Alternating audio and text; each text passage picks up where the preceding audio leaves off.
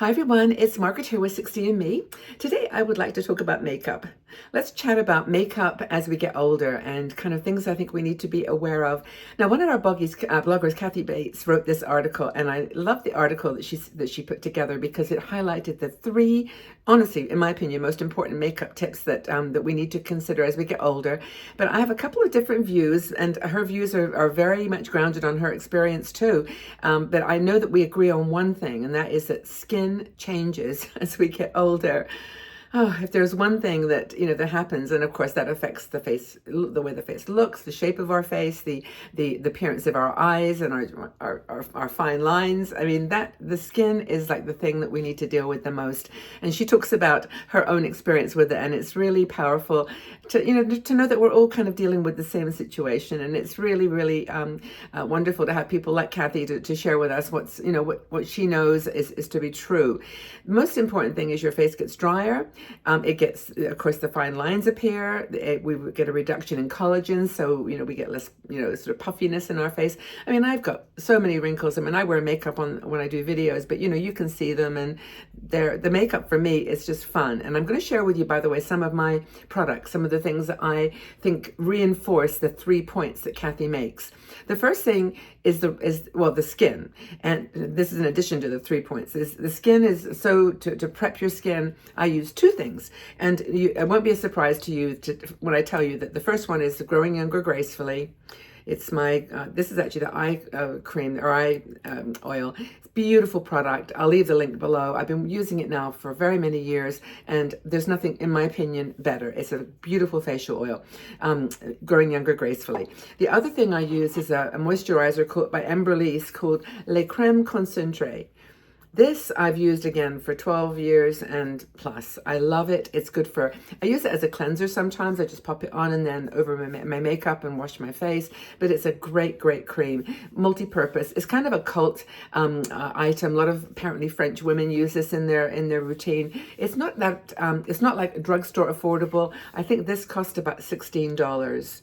Which it does last a long time. And I also bought a while ago the body lotion. It comes in a huge container, and I used to pop this on my face as well, but I decided to get the more moisturizing cream. But the body lotion is wonderful too. $20 some. It's a huge bottle, really good value. So that's the sort of preparation for the skin. The second, or the first thing that Kathy talks about, is the foundation. Now, a lot of women like a foundation that looks like foundation, but I would think most people, as they get a little older, realize that tends to stick in the wrinkles and the creases, and it's better, in my opinion, and in others, Kathy's too, to have a tinted moisturizer or something that's very lightweight. Now, I do use tinted moisturizers on my skin. I have a Maybelline product that is no longer available. It's called Elixir, and I use that. But there's many variations on that. But from a just everyday perspective, I use the e.l.f.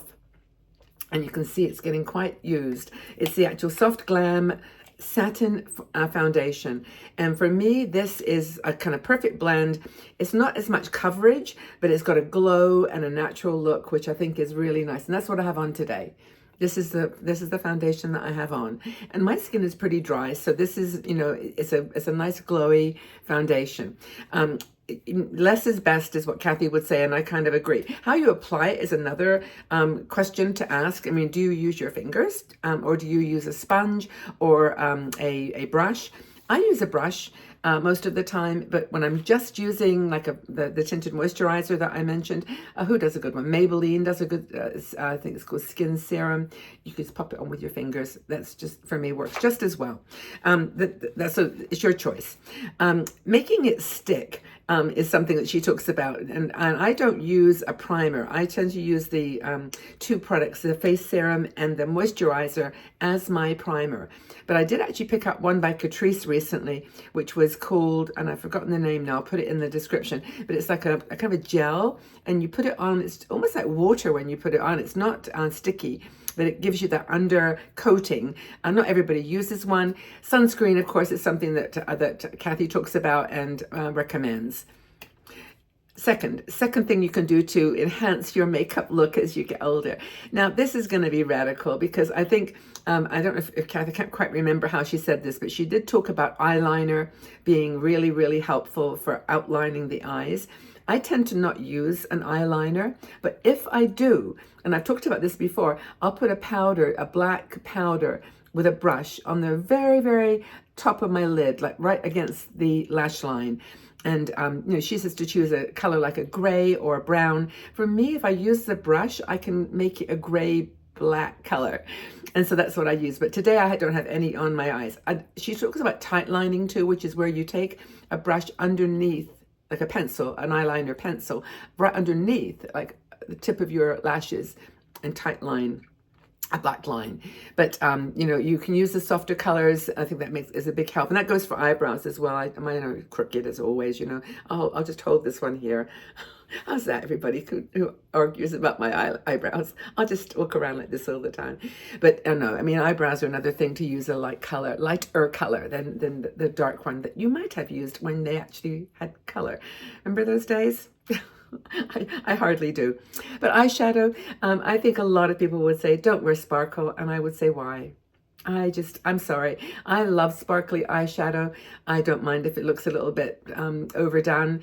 I just love it. And I tend to use really nice products that are drugstore, of course, in the sense that they're nice and they're not like dark colors. They're more of a brownie taupey color. I've mentioned several of the ones I always use. The Auric is a cream that I use as a base for everything. Expensive. It's called Temper, and it's for me. I just, that's all I buy. That's it. It just works over years of experimentation. But in terms of the eyeshadow, Maybelline does some really nice ones. But my sparkle comes from the drugstore. This is from Technic, and I just pulled this one out because it's not like a sparkle. It's more of a satin. And when you actually put your finger in it and you rub it around, you can see it doesn't, can you see that? It doesn't shimmer, like there's no little bits falling off. It's actually satin, and you can look for that word, satin eyeshadow. And I'll just put it here so you can see. Now, it's probably not even going to show up that much because it's not dark. It's a pinky color. And that's what I have on my eyes today. And it's, you just put it on the lid. I don't put it anywhere. Like I don't do any fancy cat eyes and things. I just put it on the lid, and that works for me perfectly.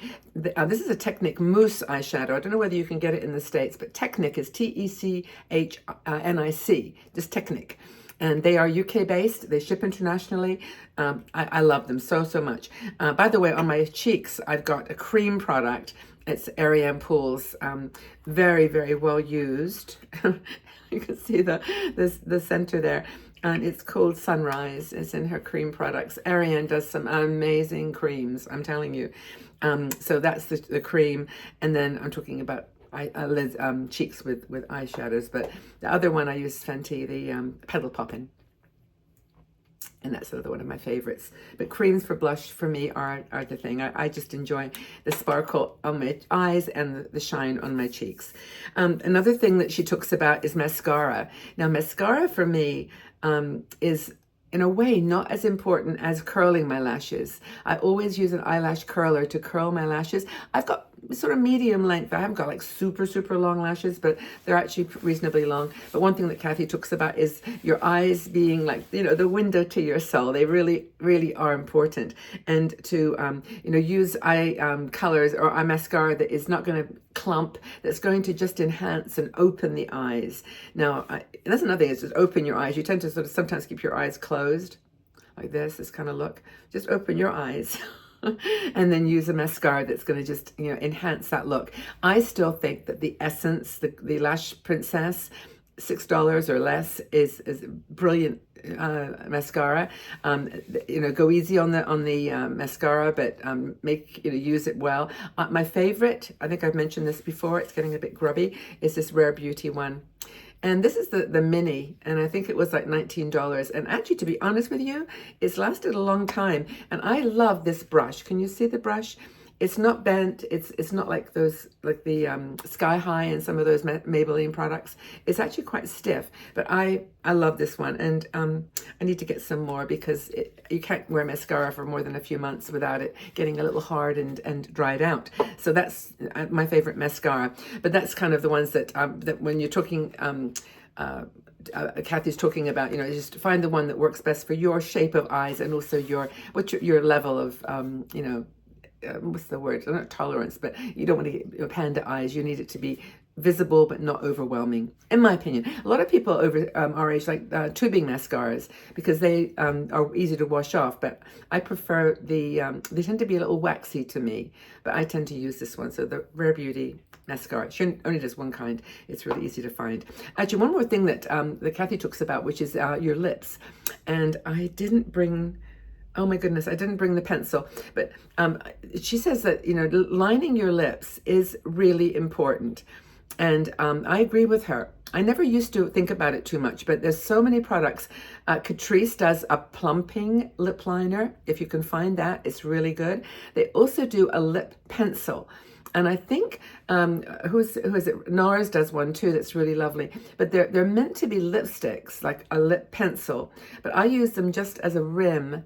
And I don't know whether you can see this, but I put it around underneath my lip and then fill that with a lipstick that I love. I mentioned this one before. It's this color, what is it called? I'll leave the details below, watermelon. But I have a lot of lipsticks in 3 categories. Matte, which are like ones that I want to stay on.